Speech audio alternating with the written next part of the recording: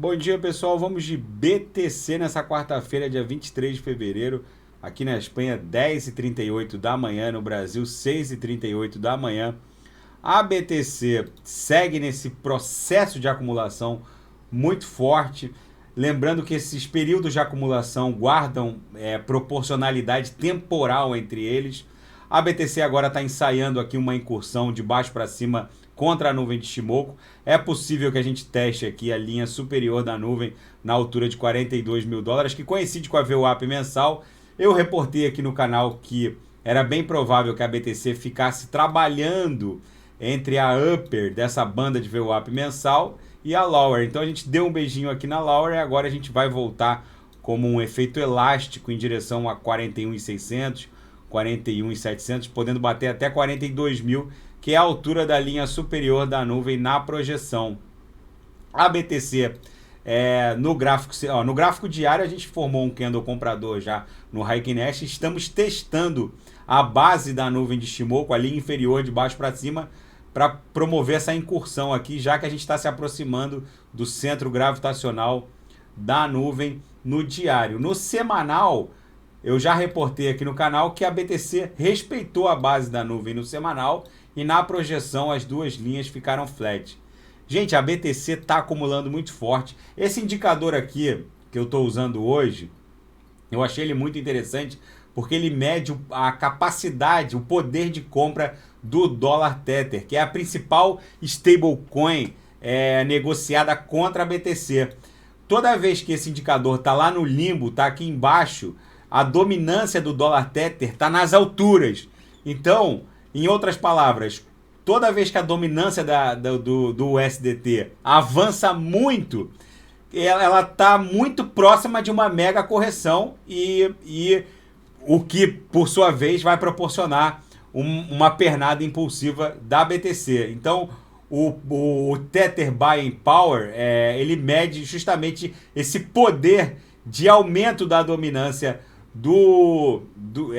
mede o poder de compra, né, do dólar Tether, que quando está com a dominância muito lá em cima e esse indicador está muito lá embaixo, quer dizer que a BTC vai promover uma pernada impulsiva, justamente porque a principal stablecoin negociada contra a BTC está sem ou quase nenhum, ficou sem poder de avançar em sua dominância, ou seja, a BTC ela vai promover uma pernada impulsiva, determinando uma perda de dominância do dólar Tether. É muito interessante esse indicador.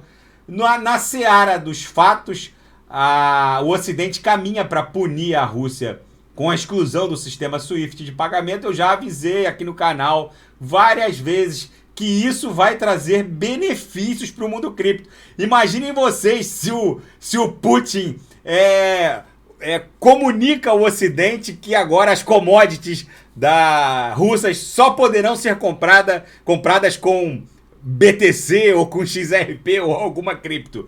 E se a Rússia efetivamente for excluída do sistema SWIFT de pagamentos globais, provavelmente o mundo cripto estará no radar do Vladimir Putin.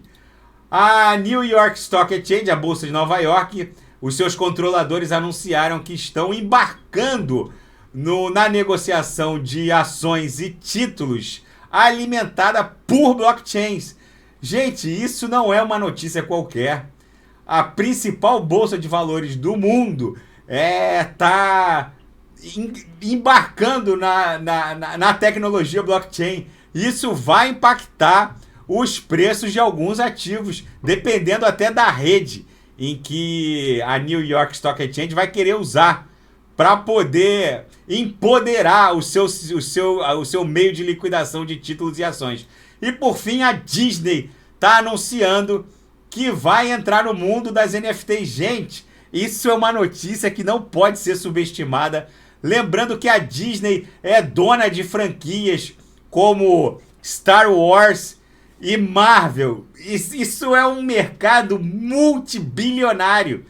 Algumas altcoins que são gás de blockchains onde circulam NFTs, não só a Ethereum, mas a própria Solana a WaxP.